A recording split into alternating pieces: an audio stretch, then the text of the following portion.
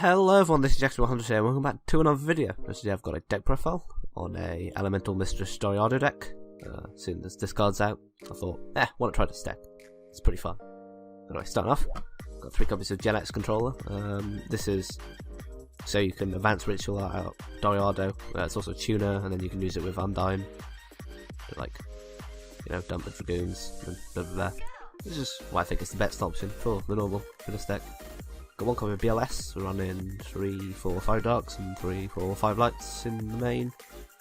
A couple down there on the side extra, that's what I mean.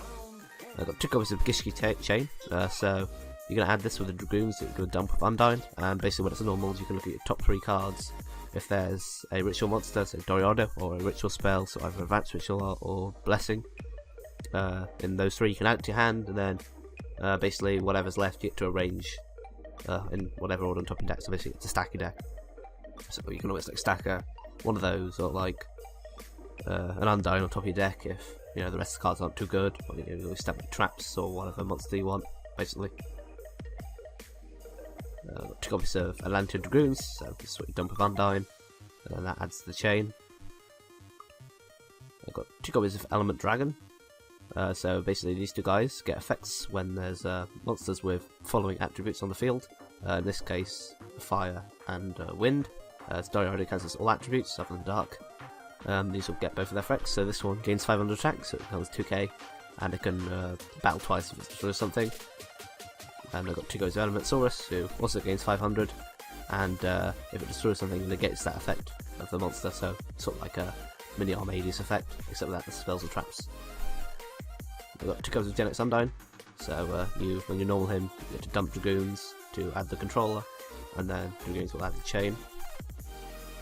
And lastly I've got 3 copies of Elemental Mistress Doriado. It's the main card of this deck, so basically just she cancels all attributes other than dark once she's face up on the field, and that's all she really does. So for the spells I've got 3 copies of Pre-Preparation of Rites. This one doing this on Yu-Gi-Oh! Pro because this isn't on DN yet. It's basically you add 2 cards to your hand, a ritual spell card and the corresponding ritual monster card. So in this case you add Doriado's Blessing and then Elemental Mistress Doriado. You can't add Advanced Ritual Art on something because it doesn't have a ritual monster named on it, so it has to have a specific ritual monster named on it, which is why you can only add the Blessing in this case. Got 1 copy of Raigeki, 1 copy of Preparation of Rites, 2 copies of Doriado's Blessing, 2 copies of Advanced Ritual Art, 3 copies of Twin Twister. You can run MST, Galaxy Cyclone, whatever, I just prefer this card. I've got 2 copies of Ritual Weapon. You don't really need this, but Doriado is sort of pretty weak on her own, so this buffs her up to a 2700. So basically you can run over practically anything, and you get to keep her on the field. Now for the traps, I got 2 copies of Furin Kazan. This is the best card. You can sort of say it's almost pot to boost, basically. So if you control at least one of each wind, water, fire and earth, so Doriado, you can either destroy all monsters on the opponent's side of the field, so Raigeki, destroy all spell and traps on their field, so Harpy's Further Duster, but randomly discard 2 cards from their hand, so Moon Glacier, or draw 2 cards, Pot of Greed. So a lot of good effects basically. Got 2 copies of Stormy Miracles, 1 copy of Bottomless, 1 copy of Compulsory, 1 copy of Vanity Emptiness. I got 2 copies of Solemn Notice. You've got 3, the deck has 41 cards. When I was doing it, so I thought I'd just only run 2 notices, and 1 copy of Solemn Warning, it's practically a 3rd notice anyway. You can put Manju in the deck. I just didn't have space for it. You can run whatever you want, really. I mean, you don't really need the Undyne controller engine, I just thought I'd run that. Right, for the extra deck, I got 1 copy of Yalzi. This basically just auto wins against the Magic Spectres, unless they have like a Mirror Force of some variety, or they can like X or Z to get over it.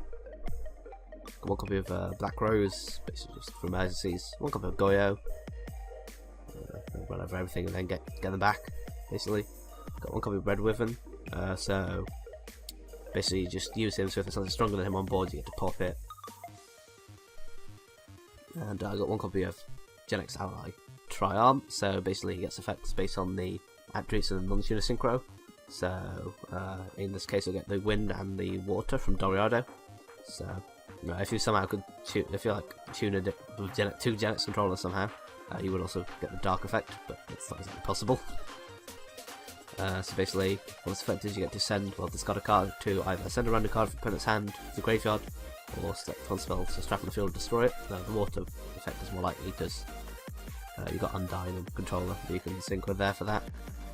So it's basically got one copy of number 37, Hope Woven Dragon Spider Shark.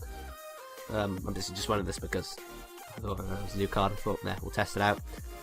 So basically, you stack it with 2 altars, and when any player monsters has an attack, you detach material. Everything your opponent controls loses 1k, and also when it's destroyed a battle card effect, you get to sort of summon something from your graveyard. If you want, you can run stuff like Bahamut Shark. It's pretty decent in this deck, or just like a generic rank 4 if you don't really care about it. You go for the water synergy. We've got one copy of Dark Rebellion, one copy of Full Armoured Black Grey Lancer. So basically, this is for stacking on top of that guy. When it's throwing out materials, because it can attack when it has the materials, and then you stack this guy on top. That's a pretty good effect. So either it gets to protect itself, it gets 200 attack for its materials, so it's 23, and then it gets to protect itself by detaching all materials. If it would get destroyed, then also when it destroys its opponent's monster by battle, you can target a spell trap you control and destroy it, which is a pretty good effect. One copy of Castell, one copy of Diamond Dyer, one copy of Abyss Dweller, which is quite likely to get the 500 buff in this deck. It's pretty good. One copy of Acid Golem. That's another reason that this guy is useful. Say you've got an Acid Golem, like 1 material left, and you know it's gonna get detached, so you're gonna go to 0. You put the Black Red Lancer on top of it before that happens, so you don't have to worry about losing the 2000 and not being able to special. I got one copy of the Phantom Knights of Breaksword. So basically, this is Scrap Dragon. You detach 1 to target 1 card on each side of the field, destroy it. That doesn't have no effect, but that doesn't have for this deck because we don't have Phantom Knights. I got one copy of Super Quantum Mech Beast Grand Pulse. This is a little better than Alucard, really, because basically it's attach material 2 to target a spell or trap, or just destroy it, so it doesn't have to be face down, so they can't flip it up to, like, you know, screw with you or anything. It does have another effect, but it doesn't matter. And then it can attack while it has no access materials, but that's fine. You can stack the lance on top of it, and it's 2000 effects, which is a lot more than Alucard's. And lastly, got one copy of Levier. The only really reason things are going to get banished is if you get bottom list or if you use BLS, but you know, it's always there. The side deck, I got one copy of Psyblocker. Honestly, I had 14 cards in my side deck and couldn't think of what to put in, so I just put this guy in. It's pretty decent. Say they got like anti-spell. You summon this, call anti-spell, it won't do anything, so you can use your pre-preparations and your ritual spells, your ritual weapons, etc., etc. for this turn. Yeah, so it's sort of like Prohibition, but a little better because it negates like continuous cards. Unlike Prohibition, like cards are already on board. 2 copies of Maxi. So basically, this card does use cards quite a bit with ritual summoning. So Maxi, so it just helps it like get back advantage if you're playing against a deck that's perceptive. Perceptive? No, that's not the word. I know what I mean. That's this is effective against. 2 copies of Tyrant Space Trap Hole for you know, any pendulum decks. 2 copies of Griseye Prison. So if I control a ritual monster, or a monster that's tribute or fusion someone, this doesn't really happen in this deck, as we don't have any of those. So neither player can Synchro or XOC, and all Synchros and XOCs in the field get their first negated, so it's just like anti-Synchro or XOC decks basically. Got 1 copy of Torrential. It's for any spammy decks. 2 copies of Fairy Wind for anything, you know, pendulums or any other decks with continuous spells or traps. 2 copies of Imperial Iron Wall, if you still play against Cosmos or anything. Really against those. 3rd copy of Notice, if I think I need it. And lastly, 2 copies of Curse Seal, the Forbidden Spell. That's already 14 spells, it's pretty decent. You can negate Monkey Board, so you can't use it again. And we get the Search, Guitar Turtle for the same reason. Or you know, whatever other things they decide to put in their Pendulum Zones, or like any other spell the opponent like uses if you go up against the other spells. So anyway, this has been Jackson 100 signing off. Have a good day.